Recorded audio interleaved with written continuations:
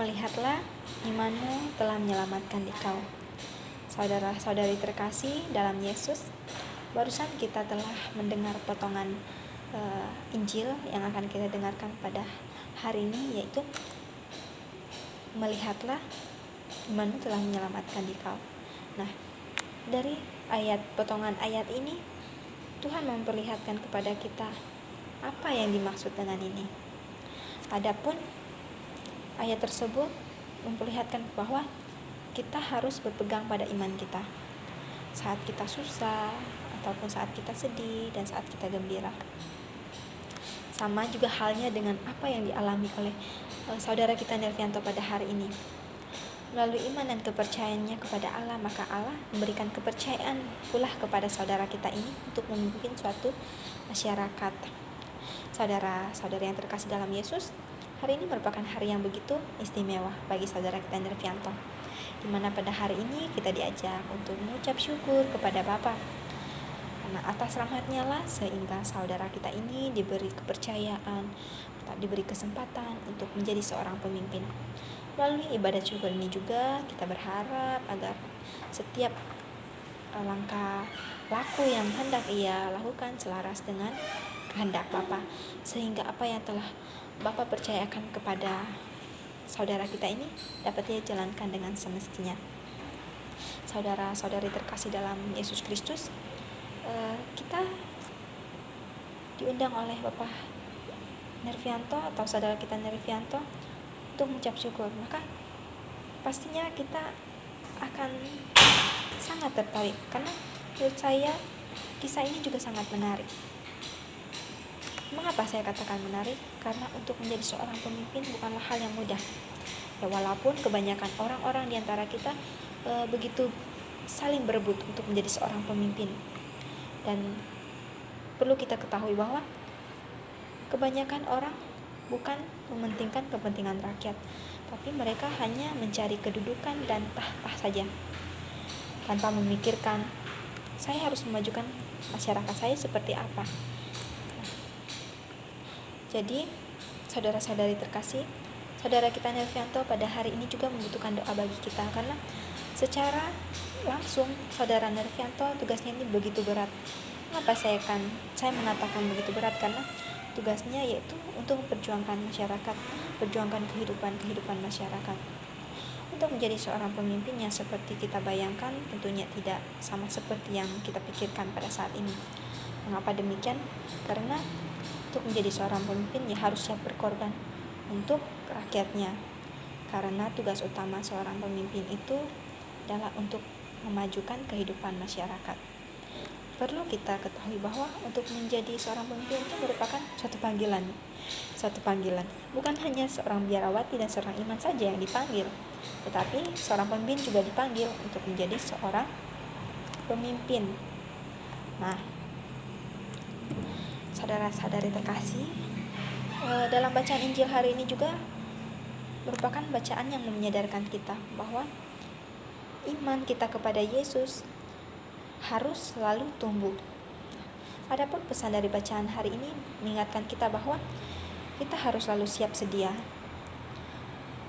dalam menyelesaikan segala sesuatu walaupun begitu banyak rintangan yang menghadang. Adapun potongan Injil ini juga mengatakan, melihatlah, imanmu telah menyelamatkan.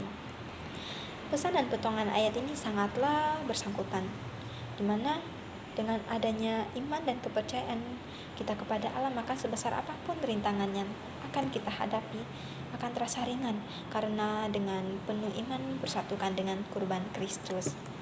Dalam Injil hari ini juga Yesus hampir tiba di Yeriko.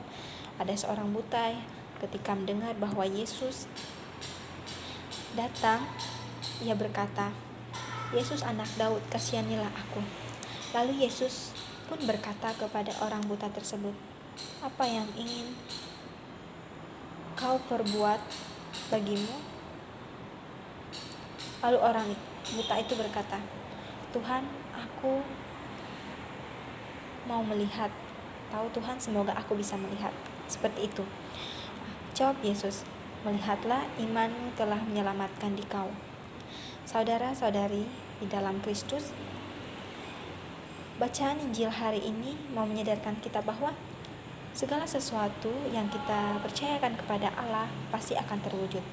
Sama halnya dengan orang buta tadi, di mana ia dengan berani meminta belas kasihan kepada Yesus. Namun, sebagai seorang manusia yang berakal budi, hendaknya kita sudah mendapatkan sebuah belas kasihan, sudah sepatutnya juga kita mengucap terima kasih, yaitu mengucap syukur. Iman merupakan salah satu kekuatan bagi kita untuk menuju Allah. Karena melalui iman itulah kita dapat berjumpa dengan Allah. Mengapa iman harus menuntut perbuatan? Sama halnya dengan kita hanya meminta suatu kebahagiaan, namun kita tidak mengusahakan suatu kebahagiaan itu, maka itu akan hanya menjadi suatu khayalan. Oleh sebab itu, sangat penting sekali bagi kita untuk melakukan suatu tindakan itu juga harus selaras dengan iman, dan iman juga harus membutuhkan tindakan. Pepatah juga mengatakan bahwa iman tanpa perbuatan adalah mati. Begitu juga sebaliknya. Mengapa saya katakan seperti itu? Kita lihat contoh orang buta tadi. Orang buta tadi mengungkapkan imannya dengan sebuah tindakan. Ia bertindak meminta belas kasihan kepada Allah, maka Allah memberikan belas kasih itu kepadanya sehingga ia bisa melihat. Namun seringkali kita tidak menyadari akan hal ini. Kita selalu mementingkan keinginan kita sendiri. Kita tidak melihat iman kita dan tidak menyelaraskan perbuatan kita dengan iman kita itu. Saudara-saudari terkasih, setelah kita merenungi setelah perbuatan kita dan perjalanan hidup kita, apakah kita sudah melakukan perbuatan atau tindakan yang sesuai dengan iman kita? Kalau kita perhatikan, ya mungkin saat ini belum ya.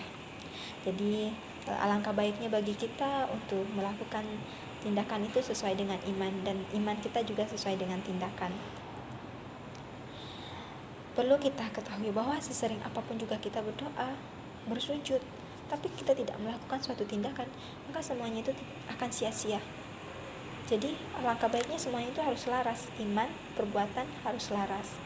Jadi kalau dilihat dari diri kita, mungkin saat ini perbuatan dan iman kita itu sangat minim, karena saat ini kita mungkin dikatakan mengabaikan hal itu karena kita belum menyadarinya. Nah, saudara-saudari terkasih, hari ini kita juga harus bersyukur bersama dengan saudara kita, sama-sama mewujudkan iman kita dengan perbuatan-perbuatan kita sesuai dengan kehendak Allah.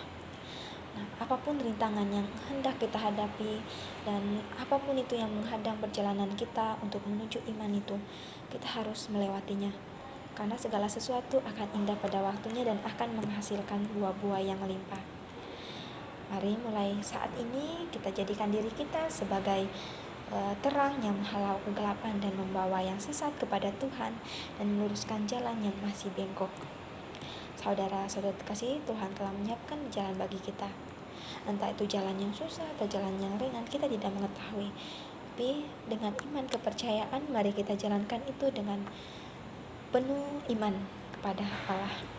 Semoga melalui penghayatan ini kita dapat memperjuangkan iman kita dan mewujudkannya dengan tindakan nyata kita bersama saudara kita Nirvianto yang mengajak kita mengucap syukur yang atas rahmat yang telah ia terima. Semoga melalui rahmat ini kita juga dapat memberikan diri kita seutuhnya kepada rencana Tuhan. Kemuliaan kepada Bapa dan Putra dan Roh Kudus, seperti pada permulaan, sekarang, selalu, dan sepanjang segala abad. Amin.